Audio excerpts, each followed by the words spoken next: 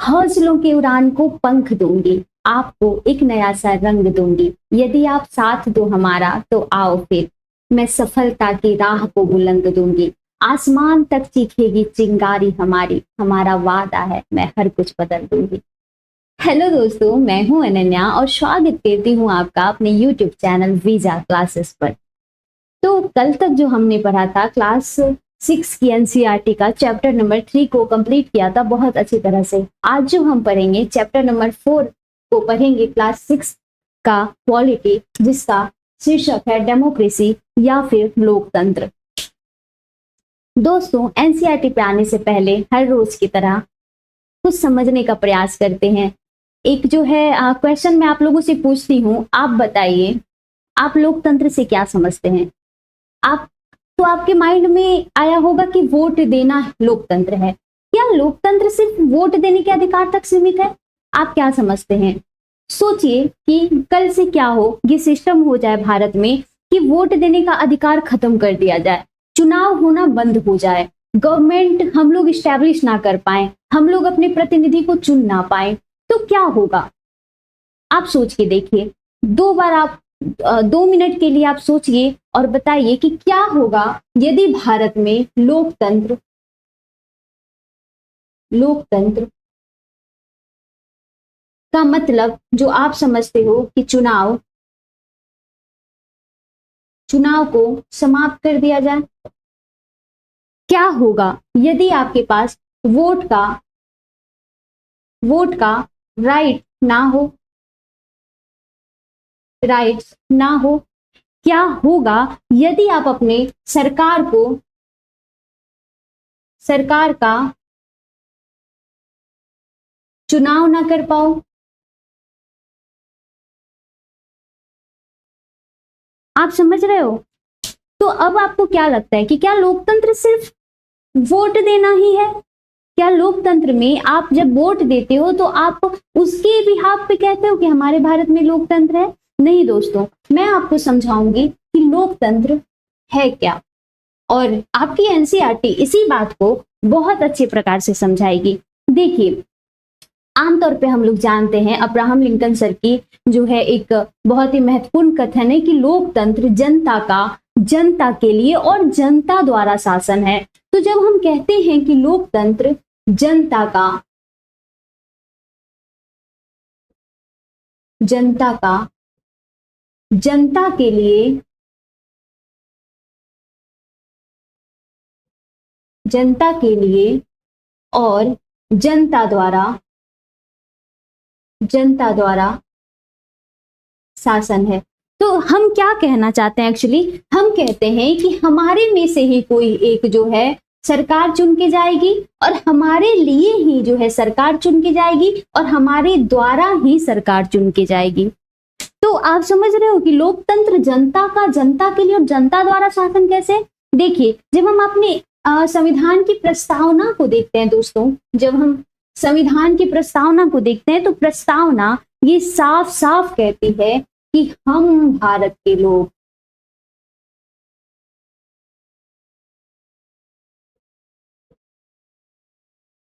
हम भारत के लोग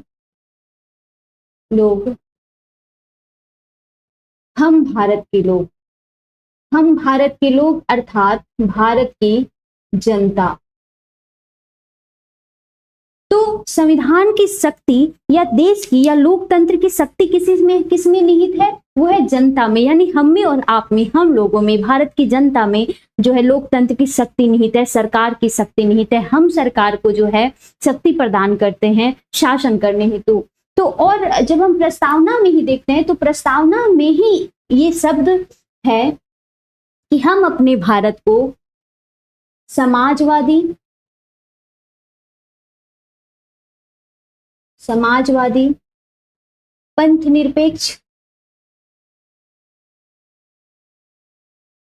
निरपेक्ष और लोकतांत्रिक लोकतांत्रिक तांत्रिक गणराज्य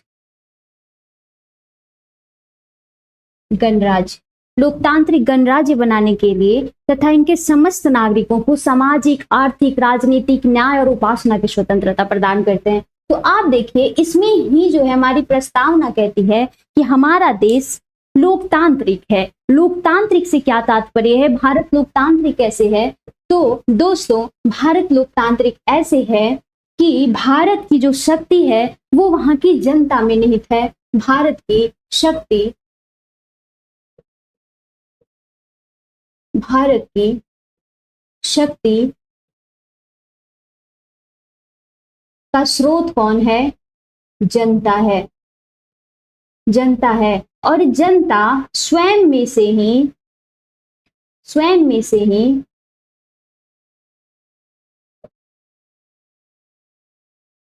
क्या करती है?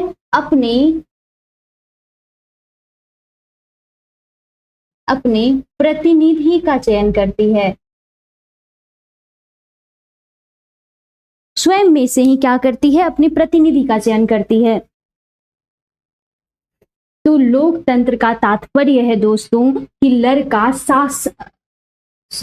जनता शासन में स्वयं भागीदार लेती है, स्वयं भागीदारी करती है। जनता शासन को खुद इस्टेब्लिश करती है। जनता में ही शासन का शक्ति निहित है। जनता जन भागीदारी के माध्यम से लोकतंत्र को मजबूत बनाती है। तो भारत में लोकतंत्र का तात्पर्य ये है कि भारत एक लोकतांत्रिक देश है, क्योंकि यहाँ की जनता शासक को स्वयं अपने में से ही चुन के भेजती है और ये शक्ति प्रदान करती है कि वो जन कल्याण के हित में कार्य करें। लेकिन दोस्तों यहाँ पे एक समझने वाली बात ये है कि लोकतंत्र केवल वोट देने के अधिकार तक ही सीमित नहीं रहता।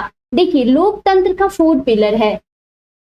लोकतंत्र का 4 पिलर है। जैसे आपका कोई घर है वो किन किन चीजों से, कुछ पिलर से बनते हैं ना, किन किन चीजों से बनते हैं? उसमें भी ईंट लगता है, सीमेंट लगता है, या फिर जो भी आप उसमें कार्य करते हो घर बनाने में, आप एक माइंड मैप तैयार करते हो या आप स्ट्रक्चर रेडी करते हो। तो ऐसे ही लोकतंत्र को बनाने के लिए क्या क्या आवश्यक है? देखिए एक है पार्टिसिपेशन या भागीदारी,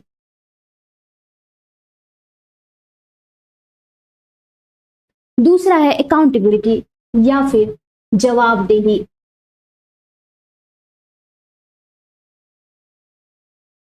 तीसरा है इक्वालिटी या समानता, और चौथा है रिजोल्यूशन ऑफ कॉन्फ्लिक्ट्स या विवादों का समाधान।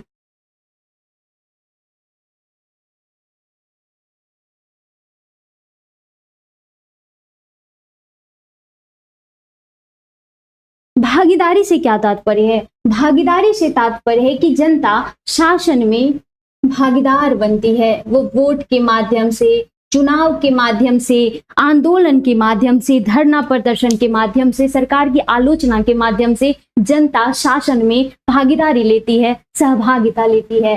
अकाउंटेबिलिटी का क्या मतलब है कि जनता जिस शासक को चुन रही है, आप ध्यान से सुनिएगा, हमने क्या किया कि किसी एक पार्टिकुलर गवर्नमेंट को, किसी एक पार्टिकुलर सरकार को हमने ये शक्ति प्रदान की कि आप जो है शासन का संचालन करो। तो हमने शक्ति दी उन्हें, यानी उनके शक्ति का स्रोत कौन है? हम और आप हैं, यानी कि जनता है।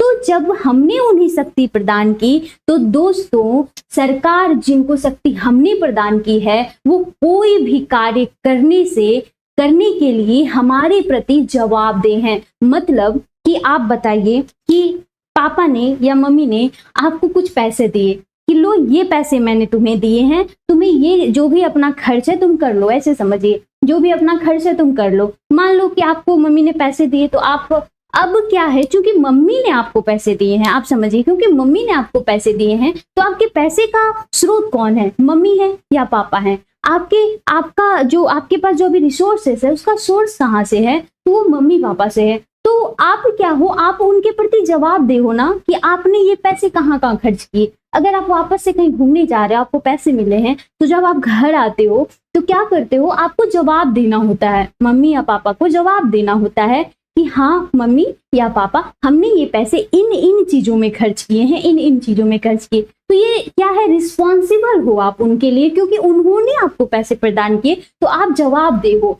बस ऐसे ही दोस्तों, यहाँ पे जब जनता सरकार को शक्ति देती है शासन करने का, तो सरकार जो है जनता के प्रति जवाबदेह होता है, रिस्पॉन्सिबल होता है। इसका ये मतलब है कि सरकार जो है मनमाने ढंग से अपने कार्य को नहीं करती है। लेकिन एक बात आप यहाँ पे समझिए, क्योंकि लोकतंत्र को हम चुनाव से जोड़ते हैं, लोकतंत्र को हम चुनाव से जोड़ते हैं, तो आप एक बात समझिए कि हम तो 5 वर्ष में, हमारे भारत में जो लोकतांत्रिक व्यवस्था है वहां 5 वर्ष में लोकसभा का चुनाव होता है। ठीक है, आप लोग नॉर्मली जानते हो इस बात को। तो 5 साल में जो है लोकसभा का चुनाव होता है। तो मतलब जो लोकतंत्र है, क्या हम लोकतंत्र के जो अधिकार है, लोकतंत्र का स्वरूप सिर्फ हम 5 वर्ष में एक बार देखते हैं? नहीं दोस्तों, यहाँ पे आपको ध्यान देने की जरूरत है कि आप आए दिन क्या देखते हो, कहीं पे धरना प्रदर्शन हो रहा है,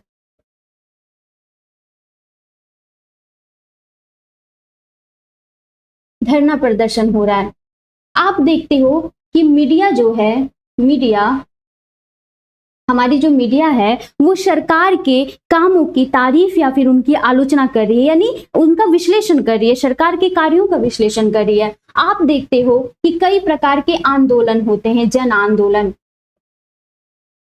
जन आंदोलन देखते हो। आप देखोगे कि सरकार की आलोचना की जाती है,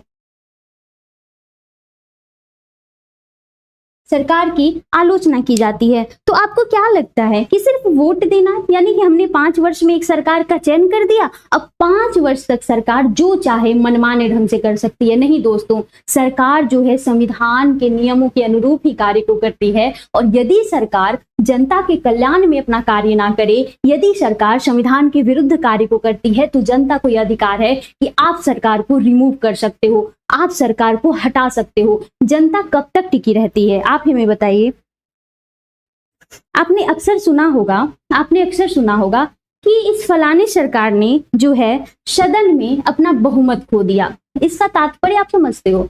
इसका तात्पर्य ये है दोस्तों कि फलाने सरकार ने जनता में अपने विश्वास को खो दिया, अर्थात उतनी जनता उनको सरकार के रूप में पसंद नहीं कर रही है जितनी जनता उनको सरकार बनाते वक्त पसंद करती थी। ये होता है अपना विश्वास मत खो देना। यानी हम सरकार बनाते हैं, हम चाहे तो सरकार को गिरा सकते हैं, रिमूव कर सकते हैं। तो आप समझ लो ये जनता जनार्दन क्यों कहा जाता है, आप इस बात को समझिए। तो और ये हो गया आपकी जवाबदेही, यानी कि सरकार अपने कार्यों के प्रति, आप कार्यों के लिए आपके प्रति जवाबदेह है, अर्थात लोकसभा या संसद के प्रति जवाबदेह है।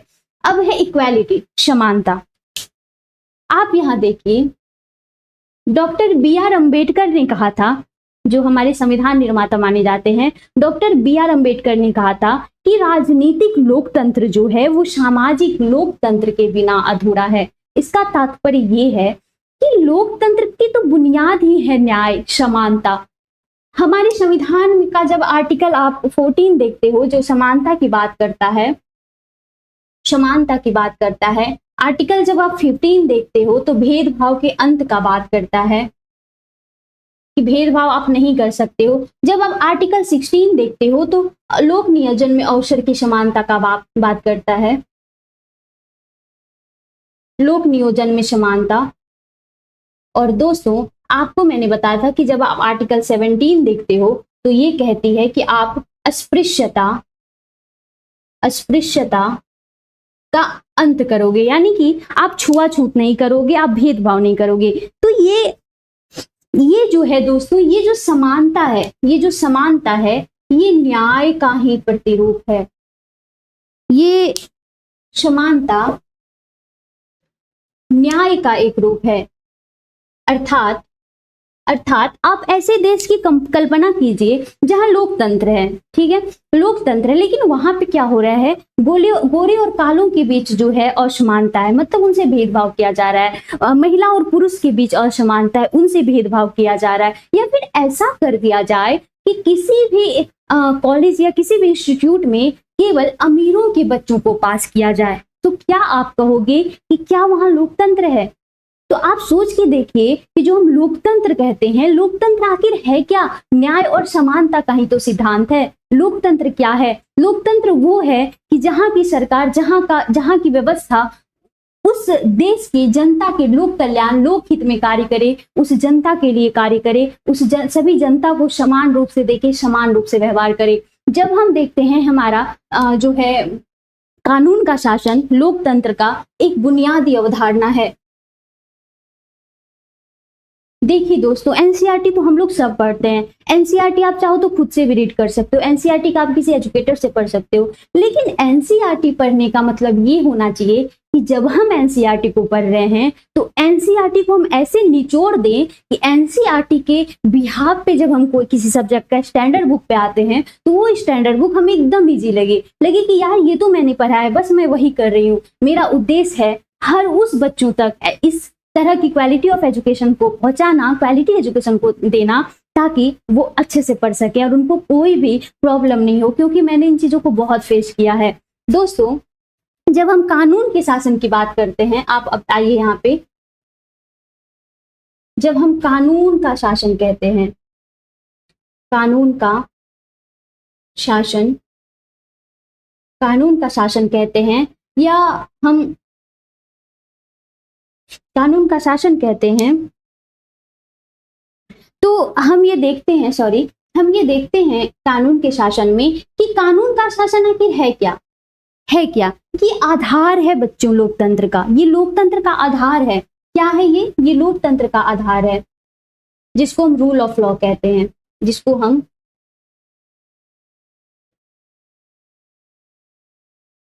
रूल ऑफ लॉ कहते हैं, कानून का शासन कहते हैं। ये लोकतंत्र का आधार है। आधार कैसे है, आप इस बात को समझिए, कैसे आधार है, मैं अभी आपको बताती हूँ। देखिए, लोकतंत्र में क्या है, या हमारे भारत की व्यवस्था देखिए, यहाँ पे रूल ऑफ लॉ है। रूल ऑफ लॉ का तात्पर्य ये है कि कोई भी व्यक्ति हो, चाहे वो अमीर हो, चाहे वो गरीब हो, चाहे वो उच्च जाति का हो, चाहे वो निम्न जाति का। हालांकि मैं इस जाति व्यवस्था का वो समर्थन नहीं करती हूँ, या करना भी नहीं चाहिए। हमारे भारत में भी ऐसा सिद्धांत नहीं है। व्यवहार के तौर पे चाहे अलग व्यवस्था हो, सैद्धांतिक तौर पे जाति का भेदभाव नहीं है। लेकिन कोई भी व्यक्ति चाहे किसी जाति से बिलोंग करता हो, किसी कास्ट से हो, किसी रिलीजन से हो, या किसी भी किसी भी क्षेत्र से आता हो, या अमीर हो, गरीब हो, पढ़ा हो या ना पढ़ा हो, या अनपढ़ हो, जो पढ़ा लिखा भी है, जो नहीं पढ़े लिखे हैं वो व्यक्ति भी, चाहे महिला हो चाहे पुरुष हो, सभी पे कानून जो है समान रूप से लागू होती है। यदि हमारे देश में एक पीएम है, यदि हमारे देश के पीएम किसी की हत्या कर दे, तो दोस्तों उन पर भी वही कानून लागू होगा जो किसी एक किसान पे लागू होता है। किसान पे लागू होता है, उन पे भी वही कानून लागू होगा। तो ये है कानून का शासन, अर्थात कानून के समक्ष सभी बराबर हैं, कानून किसी से भेदभाव नहीं करती।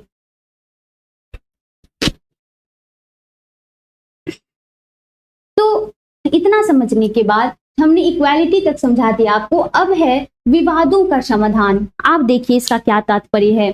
तात्पर्य ये है कि यदि किसी दो समुदाय में या किसी दो स्टेट में या दो व्यक्ति में, दो जाति में या दो लिंगों में कहीं भी जो है अगर मतभेद की स्थिति होती है, तो सरकार उसका शांतिपूर्ण ढंग से या संविधान के रूल्स के अकॉर्डिंग उसका समाधान करती है। तात्पर्य क्या है यहाँ पे देखिए, हम कई प्रकार के देखते हैं। आप देखिए हमारे देश में कहीं कोई जब धार्मिक जुलूस निकलते हैं तो कई जगह हमें ऐसी घटना सुनने को मिली है कि उसमें पथराव किया जाता है, मतलब आपसी झड़प हो जाती है। दो समुदायों के बीच, दो धार्मिक समुदायों के बीच आपसी झड़प देखने को मिलती है। तो इन विवादों का समाधान करना पुलिस बल का कार्य है, प्रशासन का कार्य है, जो सरकार के अंतर्गत आती है। ऐसे ही हम देखते हैं कि नदी विवाद भी है। जब दो राज्य का जो आपस में जो रिवर को शेयर करते हैं, रिवर वाटर को शेयर करते हैं, उनके बीच पानी को लेकर विवाद है, इसका भी समाधान क्या करती है, सरकार करती है। तो इन चीजों का भी जो है लोकतंत्र में विवादों का निपटारा किया जाता है। लेकिन दोस्तों विवादों का निपटारा तो कई प्रकार से किया जाता है। जब हम जो है अफ्रीका में देखते हैं तो श्वेत अश्वेत के बीच में विवादों का निपटारा जो है गवर्नमेंट करती थी, लेकिन वो हिंसा को जो है अपना तरीका बनाकर विवादों का निपटारा तो अंग्रेज भी करते थे दोस्तों, लेकिन वो क्या करते थे कि लोगों को मार करके, उनको बंदी बना करके, या उन पे जो है बिना मतलब के बंदूक चला करके, गोली मार करके ऐसे विवादों का निपटारा। लेकिन लोकतंत्र कहती है कि सरकार विवादों का निपटारा करेगी, लेकिन शांतिपूर्ण ढंग से करेगी। और यदि ऐसा पता चले कि हमारी गवर्नमेंट ही आपस में लड़ने लगी, तो समाधान क्या है, तो विवादों का निपटारा करेगी हमारी सुप्रीम कोर्ट। हमारी सुप्रीम कोर्ट कहेगी कि भाई ये जो कार्य आपने किया है, या इस मैटर को लेके जो आप लोग फाइट कर रहे हो, जो कॉन्फ्लिक्ट की स्थिति उत्पन्न हुई है, वो जो है संविधान के आदर्शों के खिलाफ है। तो जो सुप्रीम कोर्ट है वो फिर इन विवादों को अपनी कानूनी नजर से देखेगी और इनका निपटारा करेगी। तो मैंने आपको इन 4 स्तंभों को या 4 पिलर को, जो लोकतंत्र का इंपॉर्टेंट है, मैंने आपको बताया।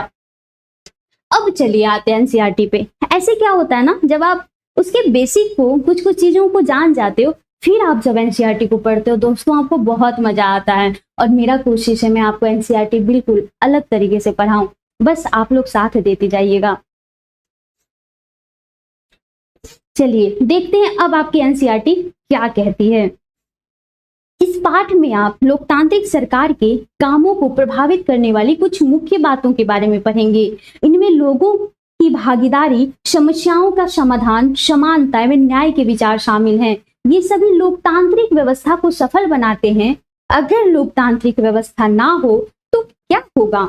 आइए इसे जानने के लिए दक्षिण अफ्रीका में रहने वाली माया की कहानी को पढ़ते हैं। देखिए आपको एनसीईआरटी जो है अब पढ़ाएगी दक्षिण अफ्रीका की कहानी, ठीक है। आप दक्षिण अफ्रीका क्या है, एक ये कॉन्टिनेंट है, ठीक है। देखिए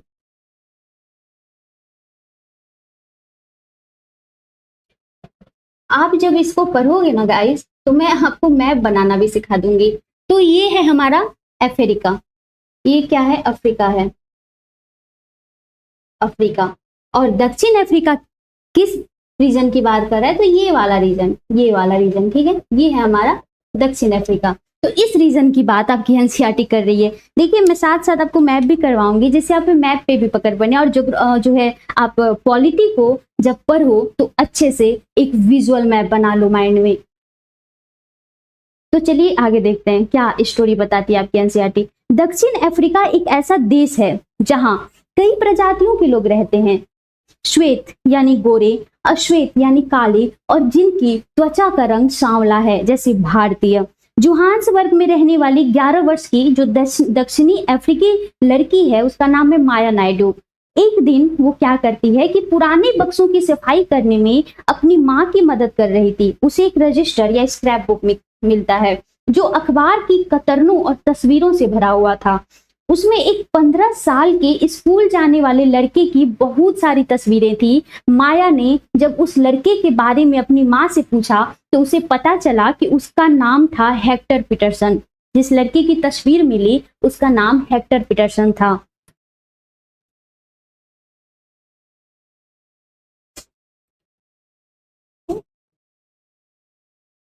तो और ठीक है, आगे आते हैं। फिर उसको पुलिस ने गोली मार दी थी। हेक्टर पीटरसन को पुलिस ने क्या किया, गोली मार दिया था। माया को बड़ा झटका लगा।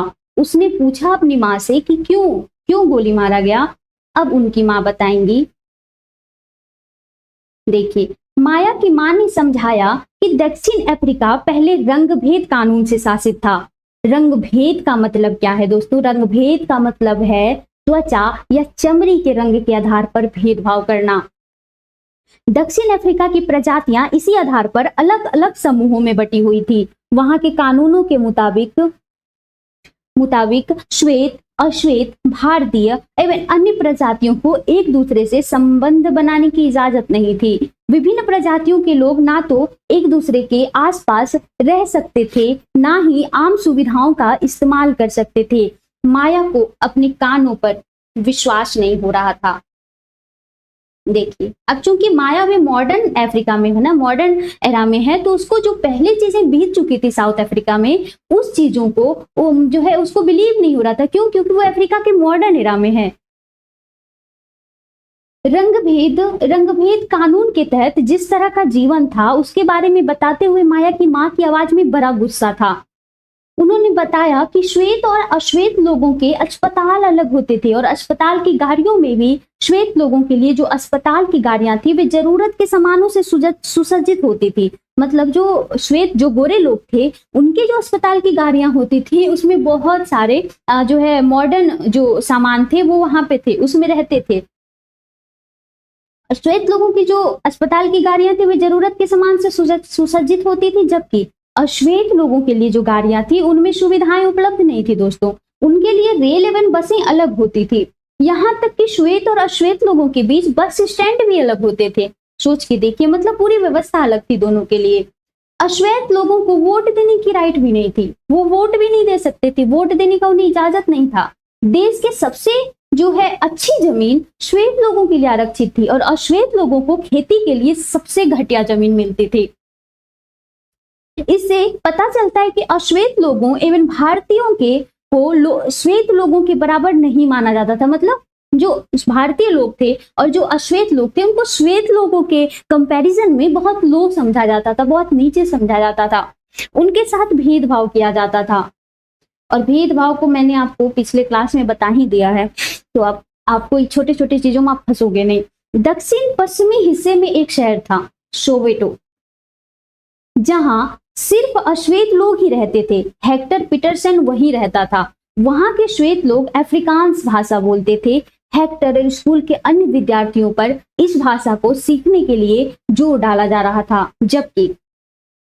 जबकि वे अपनी भाषा जुलू सीखना चाहते थे, जो उनकी अपनी भाषा थी वो सीखना चाहते थे। अब हेक्टर पीटरसन था, उसने अपने सहपाठियों के साथ मिलकर अफ्रीकांस सीखने का विरोध करने लगा, वो कि हम अफ्रीकांस नहीं सीखेंगे।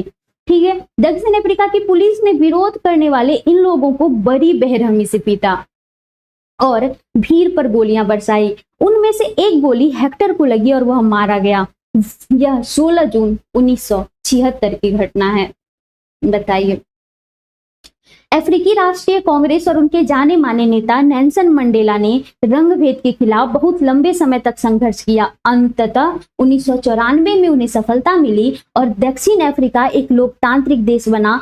तब से वे सभी प्रजातियों के लोगों को बराबर माना जाने लगा। उसके बाद जब 1994 में जब डेमोक्रेसी वहां पे आई तो फिर समानता की बात आई। आप देख रहे हैं समानता और लोकतांत्रिक व्यवस्था एक दूसरे से किस प्रकार सरोकार रखते हैं।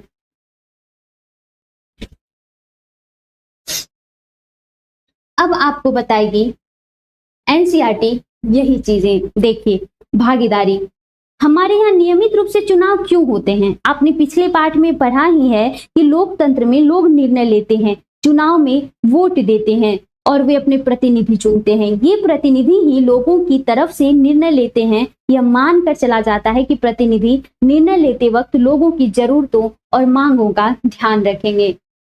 देखिए, यहाँ पे है कि कुछ अखबार देखिए और उनमें दी गई चुनाव की खबरों पर चर्चा कीजिए। आप करंट से अगर अपडेट नहीं रहेंगे तो पॉलिटी एक डायनेमिक सब्जेक्ट है दोस्तों, आपको करंट अफेयर पे भी ध्यान देना होगा कि क्या चल रहा है हमारे राजनीतिक व्यवस्था में।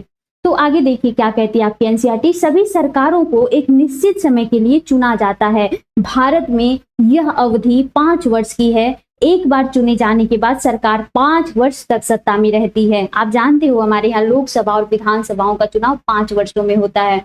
और आगे देखिए क्या कहती है। सरकार का फिर से सत्ता में बने रहना तभी संभव है जब लोग उसे बार बार चुने।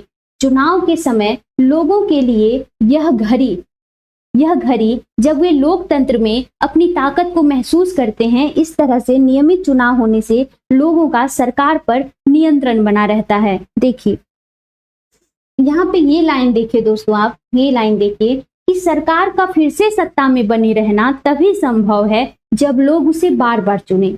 लोग किसी सरकार को बार बार क्यों चुनेंगे? लोग किसी सरकार को बार बार तभी चुनेंगे जब वो सरकार लोगों के जन कल्याण में कार्य करी हो, लोक हित में कार्य करी हो, लोगों की जरूरतों को समझ कर रही हो और सत्ता से ज्यादा देश के लिए और वहां की जनता के लिए कार्य करी हो। और अगर यदि कोई सरकार ये कार्य नहीं कर रही दोस्तों, तो जनता उन्हें तुरंत ही हटा देगी और उनको ये बता देगी कि ये शक्ति हमने तुम्हें दी है और हम ये शक्ति तुमसे छीन सकते हैं। और भागीदारी के अन्य तरीके भी हैं। केवल वोट देना ही भागीदारी नहीं है, भागीदारी के अन्य तरीके हैं। क्या है? चुनाव 5 वर्ष में एक बार होते हैं। वोट देने के अलावा लोकतांत्रिक सरकार के निर्णय और नीतियों में लोगों के भाग लेने और लोगों के भाग लेने के और भी कई तरीके हैं। लोग सरकार के कार्यों में रुचि लेकर उनकी आलोचना करके भी अपनी भागीदारी निभाते हैं। आपको जैसे मैंने बताया कि हम लोग आंदोलन करते हैं, हम लोग जो है सरकार की आलोचना करते हैं, हम लोग धरना प्रदर्शन करते हैं, हम लोग अनशन करते हैं। जब किसान बिल आया था तो सभी किसानों ने मिलकर अनशन किया। अभी जो नीट का पेपर लीक हुआ है तो हम प्रशासन के विरुद्ध जो है अनशन कर रहे हैं या आंदोलन कर रहे हैं, उसका विरोध कर रहे हैं। तो इस प्रकार से ये सब क्या है? ये लोकतंत्र का एक माध्यम है ताकि हम सरकार की नीतियों की आलोचना करें, सरकार की नीतियों का विश्लेषण करें और अगर सरकार कोई अच्छा पक्ष रखता है तो उसकी हम तारीफ भी करें। ये एक हेल्दी लोकतंत्र या एक स्ट्रॉन्ग लोकतंत्र की बुनियाद है। लोग सरकार के कार्यों में रुचि लेकर उनकी आलोचना करके भी अपनी भागीदारी निभाते हैं।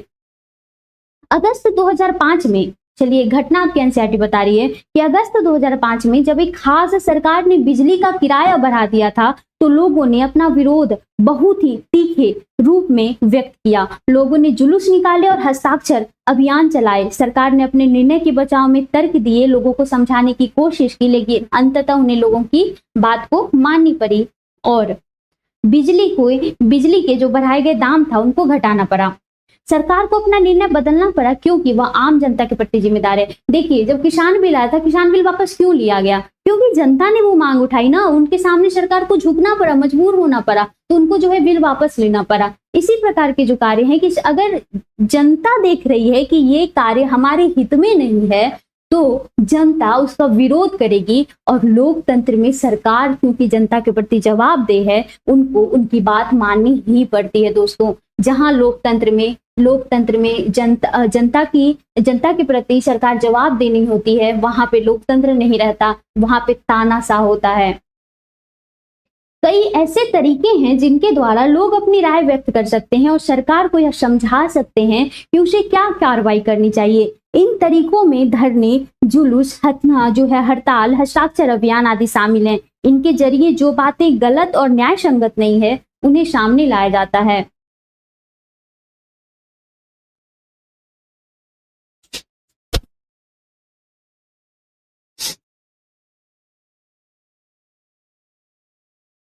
देखिए, अखबार, पत्रिकाएं एवं टेलीविजन भी जनता से जुड़े मुद्दों और सरकार की जिम्मेदारियों पर चर्चा करने में महत्वपूर्ण भूमिका निभाते हैं। यहाँ यह सच है कि लोकतंत्र लोगों की भागीदारी का मौका देते हैं। जो लोगों को है वो लोकतंत्र भागीदारी, सहभागिता का मौका देता है। वहीं यह भी सच है कि सभी वर्ग के लोगों को यह मौका नहीं मिल पाता। लोगों के भागीदारी का एक अन्य तरीका यह भी है कि वे आंदोलन करें, वो सरकार और उसके काम करने के तौर तरीकों को चुनौती दें। दलितों, आदिवासियों, अल्पसंख्यक महिलाओं और अन्य लोगों की भागीदारी अक्सर इन आंदोलन के जरिए ही हो पाती है। दोस्तों, आप समझिए कि चलिए अभी तो लोकतंत्र की बात है, अभी तो हमारा आजाद भारत है। आप समझिए कि यदि सरकार की नीतियों का हम विरोध नहीं करेंगे, जैसे कि पहले अमेरिका में देखो या फिर आप इंग्लैंड में देखो, महिलाओं को वोट राइट नहीं दिया गया था। मैंने आपको बताया था कि अमेरिका में 1920 में और इंग्लैंड में 1928 में जो है महिलाओं को मत देने का अधिकार दिया गया। तो यदि महिलाएं आंदोलन नहीं करती तो सरकार ये कैसे समझती कि उनकी नीतियों में क्या क्या कमियां हैं। तो जो जनता का विरोध केवल सरकार बदलने के लिए नहीं होना चाहिए दोस्तों, सरकार के प्रशासन में सुधार करने के लिए होना चाहिए। जनता हम बताते हैं सरकार को कि आप जो ये नीतियां ला रहे हो इसका ये जो है पायदान हो सकता है, ये डायमेंशन हो सकता है, इन लोगों पे ऐसा प्रभाव हो सकता है, इन लोगों पे ऐसा प्रभाव हो सकता है। तो इससे क्या होता है, सरकार को भी एक जो है फ्रेमवर्क मिलता है कि चलो ये कार्य मुझे इस प्रकार से करनी है, इन कार्य को करते समय इस प्रकार का भी ध्यान रखना है। तो आप देखिए, अगर आप कहीं विरोध हो रहा है, कहीं आंदोलन हो रहा है, तो आप उसको दबा नहीं सकते हो। हम एक लोकतांत्रिक देश है ना, तो हम ये जो है लोकतंत्र का एक स्तंभ है, लोकतंत्र का आधार है, जो हम जनता को जो है इसके प्रति जागरूक करते हैं।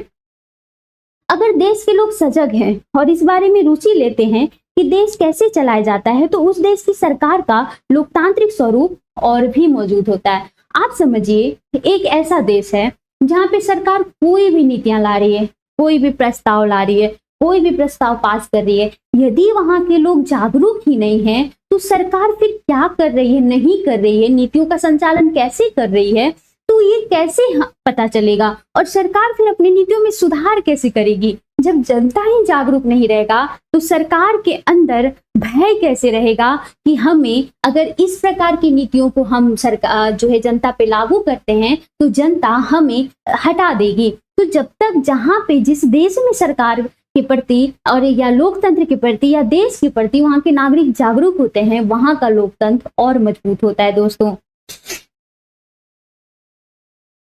और हमारा भारत तो सर्वाधिक पूरे विश्व में अधिक युवाओं वाला देश है, तो जागरूकता तो हमारे में होनी ही चाहिए। चलिए देखिए आगे एनसीईआरटी आपकी क्या कहती है। इससे हमें यह समझने में मदद मिलेगी कि हमारी सरकार कैसे काम करती है। ठीक है, विवादों का समाधान। देखिए ये जो मैंने आपको अभी बताया, चौथा पिलर, आपने माया की कहानी में पढ़ा कि कैसे विवादों या समस्याओं के समाधान के लिए कई बार हिंसा का प्रयोग किया जाता है। ऐसा इसीलिए होता है कि एक समूह यह मान लेता है कि दूसरे समूह को विरोध करने से रोकने के लिए बल का इस्तेमाल करना उचित है। कई बार हम अपने भारत में देखते हैं कि पुलिस बिना मतलब किसी पर लाठीचार्ज कर देती है। ये हमारे लोकतंत्र का एक कमजोर पहलू है। जरूरत है हमें पहले अपने लोकतंत्र को भली भांति समझने की।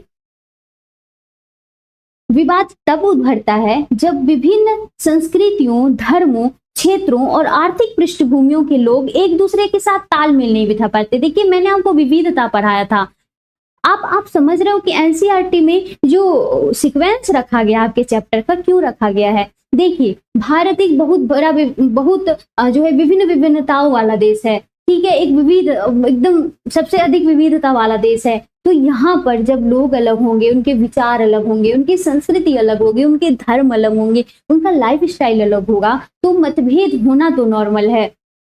जहां दो विचारधाराओं के लोग होते हैं वहां मतभेद हो जाता है, क्योंकि वो दोनों आपस के विचारों से तालमेल नहीं बिठा पाते। तो जहां पे विविधता है वहां पर मतभेद होना स्वाभाविक है। ऐसा तब भी होता है जब कुछ लोगों को लगता है कि उनके साथ भेदभाव किया जा रहा है। लोग अपने विवादों को खत्म करने के लिए हिंसात्मक तरीके भी अपनाते हैं, जिससे अन्य लोगों में भय और असुरक्षा की भावना जो है फैलती है। सरकार की यह जिम्मेदारी होती है कि वह विवादों का समाधान करे। अब ये रिस्पॉन्सिबिलिटी किसकी है? हमारे भारत में तो विविधता है, मतभेद होगा, लेकिन ये रिस्पॉन्सिबिलिटी सरकार की है, ये रिस्पॉन्सिबिलिटी प्रशासन की है कि आप जो है भेदभाव को किस प्रकार से समाप्त करते हो। मतलब कि आप जो है विवादों का समाधान किस प्रकार से कानून के अंदर रहकर, संविधान के अंदर रहकर आप विवादों का समाधान किस प्रकार से कहते हो। ये दिखाएगा कि हमारे यहाँ लोकतंत्र की नींव कितनी करी हुई है, कितनी मजबूत है। धार्मिक जुलूस और उत्सव कई बार समस्या का कारण बनते हैं। उदाहरण के लिए देखिए कि धार्मिक जुलूस किस रास्ते पर निकले, यही कई बार विवाद का कारण बन जाता है।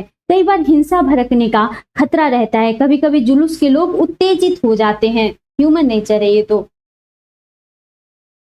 है। कभी लोग जुलूस पर पत्थर फेंकने, जो मैंने आपको बोला पत्थरबाजी या पथराव करने की बात, पत्थर फेंकने या उसे रोकने की कोशिश कर सकते हैं। सरकार खासकर पुलिस ऐसे मौकों पर बहुत से महत्वपूर्ण भूमिका निभाती है। पुलिस की जिम्मेदारी यह सुनिश्चित करनी होती है दोस्तों कि वो आपस में टकराव की स्थिति ना पैदा हो, हिंसा ना भड़के। यह सभी पक्षों को एक जगह बिठाकर बात करवाती है ताकि विवाद का समाधान निकल सके।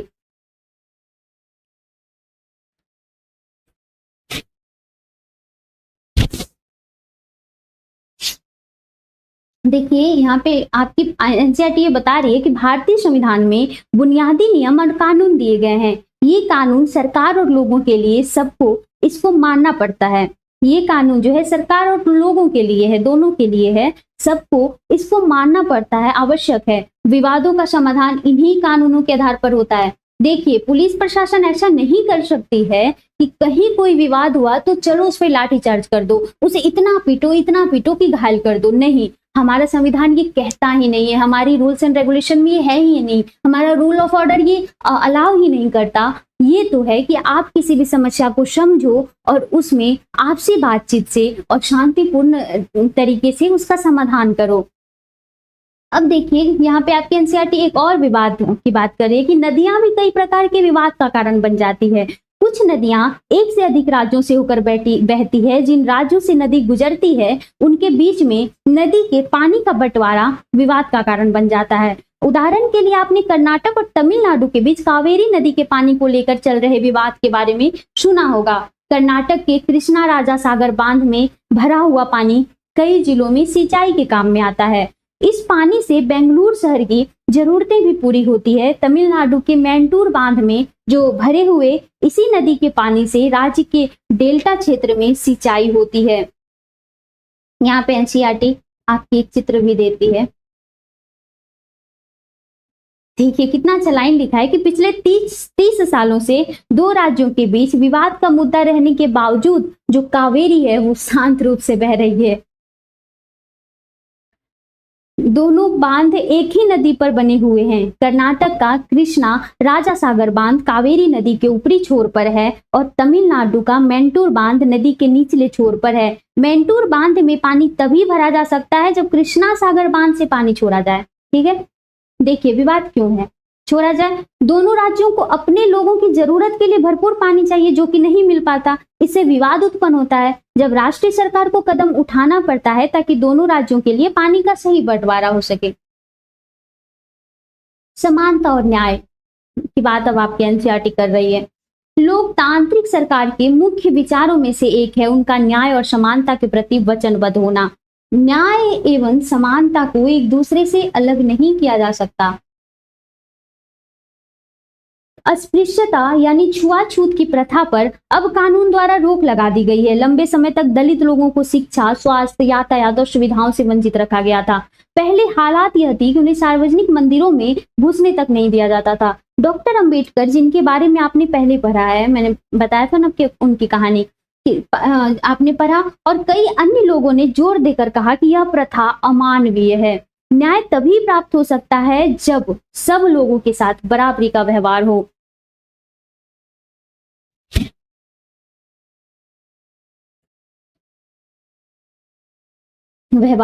सरकार भी समानता और न्याय की जरूरत को पहचानती है और उन समूहों के लिए विशेष प्रावधान करती है जो समाज में अब भी बराबर नहीं माने जाते। जैसे हमारे समाज में यह आम प्रवृत्ति है कि लोग लड़कों की देखभाल लड़की से ज्यादा करते हैं। इसका मतलब है कि समाज लड़कियों को उतना महत्वपूर्ण नहीं मानता जितना लड़कों को मानता है। यह धारणा गलत और अन्यायपूर्ण है। इसे दूर करने के लिए सरकार ने कुछ कदम उठाए हैं। सरकार ने कुछ विशेष प्रावधान किए हैं जिससे लड़कियां अपने साथ होने वाले अन्याय से छुटकारा पा सकेंगी। उदाहरण स्वरूप सरकारी स्कूलों और कॉलेजों में लड़कियों की फीस को खत्म करने या कम करने का प्रावधान है।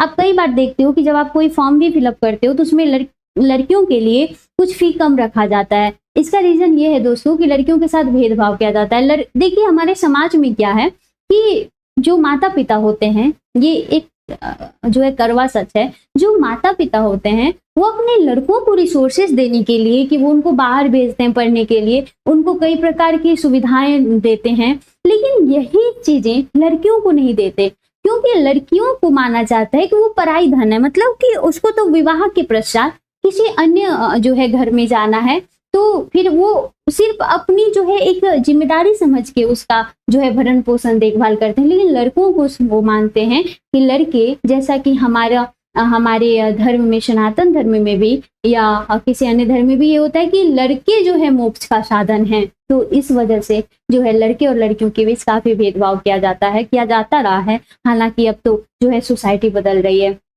दोस्तों आपके एनसीईआरटी का ये चैप्टर यहीं पे खत्म हो रहा है। लेकिन देखिए यहाँ पे ये जो लाइन कही गई है, आप देखिए यहाँ पे, सरकार भी समानता और न्याय की जरूरत को पहचानती है और उन समूहों के लिए विशेष प्रावधान करती है जो समाज में अभी बराबर नहीं माने जाते। देखिए क्या हुआ कि जब मैंने आपको पढ़ाया था ना पिछले भेदभाव वाले चैप्टर में कि दलितों के साथ, जो दलित थे और जो निम्न जाति के लोग थे, उनके साथ बहुत भेदभाव किया गया। छुआछूत जैसी जो है कुरीतियां व्याप्त थी हमारे समाज में। तो इन चीजों के कारण क्या हुआ कि वो धीरे धीरे हमारे समाज की मुख्य धारा से पिछड़ते चले गए। और इस पिछड़ने के कारण दोस्तों यहाँ पर आता है आरक्षण का कंसेप्ट। देखिए इस चैप्टर को मैं आपको काफी डीप पढ़ा सकती हूँ, लेकिन चूंकि आप अभी एनसीईआरटी पढ़ रहे हो, मतलब कि आप अपने बेसिक को कवर करना चाह रहे हो, तो अगर मैं आपको इतना डीप लेकर के जाती हूँ तो फिर जो है बेसिक कहीं पीछे छूट जाता है और फिर आप पे बर्डन फील होता है।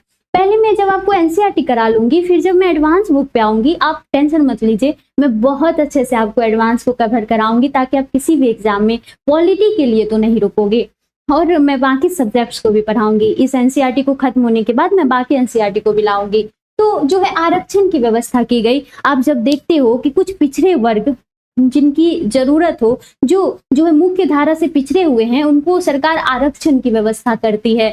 एससी एसटी को आरक्षण की व्यवस्था दी गई है। क्यों? क्योंकि वो दबे कुचले शुरू से बेचारे बहुत ही जो है प्रताड़ित किए गए हैं, इसीलिए आज वो समाज के मुख्य धारा से पिछड़ चुके हैं। वो उतने मॉडर्न लाइफ को नहीं जी रहे हैं, उनको उस प्रकार से 100% जो है साक्षरता नहीं मिला है। खैर हमारे देश में कई राज्यों में 100% साक्षरता दर है भी नहीं, तो जरूरत है सरकार को इन चीजों को करने की। तो जो आरक्षण की व्यवस्था की गई, महिलाओं के लिए जो है आरक्षण की व्यवस्था की गई, क्योंकि महिलाओं को भी बहुत दबाया गया है और प्रताड़ित किया गया है, तो वो भी पुरुषों के समान उस मुख्य धारा से जुड़ नहीं पाई। तो इन क्या है, इन कुछ जरूरतमंद लोगों को, जरूरतमंद समुदायों को, और जो हमारे कुछ हैंडीकैप मतलब कुछ शारीरिक जो है अक्षमता वाले लोग हैं, उनको भी हमारी संविधान जो है आरक्षण और कुछ विशेष प्रावधान उनके लिए करती है, इसकी व्यवस्था करती है। तो अब आप ये नहीं कह सकते हो कि जब आर्टिकल 14 जो है समानता की बात करता है, फिर ये विशेष प्रावधान कैसे दिए गए हैं। देखिए हमारा जो आर्टिकल 14 है ना, जब आप मौलिक अधिकार को मैं आपको पढ़ाऊंगी तो मैं आपको बताऊंगी कि वो दो बातें करती है। एक बात तो करती है कि कानून के समक्ष समानता, और दूसरा जो कंसेप्ट है जो हमने अमेरिका से लिया है, वो है कानून पहला तो कानून के समक्ष समानता, और उसका दूसरा कंसेप्ट है कानून के जो है समान संरक्षण। मतलब कानून के द्वारा समान संरक्षण प्राप्त है। कैसे? कि समान के साथ समान व्यवहार किया जाएगा, असमान के साथ असमान व्यवहार किया जाएगा। अब आप एक बात बताइए, ये मान लीजिए कि यहाँ पे मैच चल रहा है, ठीक है, कुछ लंबे लोग हैं, मतलब जो शारीरिक रूप से ठीक हैं, तो वो तो ठीक है, यहाँ से देख पा रहे हैं, इस मैच को विजुअलाइज हो रहा है, इनको मतलब देख पा रहे हैं। और कुछ हैं कि शारीरिक रूप से अक्षम है, मतलब वो नहीं देख पा रहे हैं, क्योंकि वो यहाँ तक पहुंच ही नहीं पा रहे हैं। तो अब आप क्या चाहते हो, क्या किया जाए? आप समानता को लागू करेंगे और कहोगे कि नहीं, चूंकि ये व्यक्ति जो है इसी पोस्टर में खड़ा है, तो ये व्यक्ति भी उसी स्थिति में खड़ा हो, चाहे उसको, फिर तो ऐसी स्थिति में वो मैच नहीं देख पाएगा ना यार। उसको तो फिर क्या करना है कि आप क्या करोगे कि लो भाई, तुम एक चेयर ले लो और इस पे खड़ा हो जाओ और फिर तुम जो है मैच को देखो। तो इसमें हमने क्या किया, चूंकि इनकी स्थिति विशेष है, तो इनके लिए हमने विशेष प्रावधान किए। तो यही है जो है कानून का समान संरक्षण, जो आर्टिकल 14 में आपकी व्यवस्था की गई है। तो यही बात है, यही है लोकतंत्र। लोकतंत्र क्या है दोस्तों, आई होप आप समझ गए होंगे। लोकतंत्र जनता के लिए और जनता द्वारा शासन सच में है, और लोकतंत्र की नींव है हमारी नागरिक, हमारी जनता। और हमारी जनता जब जागरूक होती है तब लोकतंत्र मजबूत होता है। और लोकतंत्र के जो 4 पिलर हैं, पार्टिसिपेशन, भागीदारी, अकाउंटेबिलिटी, जवाबदेही, समानता और विवादों का समाधान, ये हमारे लोकतांत्रिक सरकार के कार्य हैं। तो आपकी एनसीईआरटी यहीं पे समाप्त होती है, और आज का चैप्टर भी यहीं पे समाप्त होता है। उसके बाद जब हम आएंगे कल जब आपकी जो क्लासेस आएगी, उसमें जब हम अध्याय 5 को देखेंगे, तो उसमें हम देखेंगे लोकल सेल्फ गवर्नमेंट या स्थानीय सरकार के बारे में। जब आप देखोगे कि लोकतंत्र का साक्षात्कार आपको वहां पे दिखेगा, प्रत्यक्ष लोकतंत्र की बात होगी। हमारे देश में तो प्रतिनिधि लोकतंत्र है, यानी जनता अपने प्रतिनिधि को चुनती है और उनको सत्ता का अधिकार सौंपती है। लेकिन जब आप पंचायत को देखोगे तो आप देखोगे कि पंचायत में प्रत्यक्ष लोकतंत्र की बात है दोस्तों, और वहां पे आपको लोकतंत्र का एक प्रत्यक्ष और साकार रूप देखने को मिलेगा। तो ठीक है, आज के लिए यहीं तक इस क्लास को खत्म करते हैं। कल से फिर मिलूंगी मैं नेक्स्ट वीडियो में, नेक्स्ट चैप्टर को लेकर के फिर एक नए तरीके से। तब तक आप मेरा साथ दीजिए, मेरे साथ बने रहिए। और अगर आपको मेरी वीडियो अच्छी लगी तो आप मेरे चैनल को सब्सक्राइब कर लेना और उसको लाइक कर देना, उस यानी के साथ साझा भी जरूर करना। तो बस मिलते हैं कल से फिर। जय हिंद।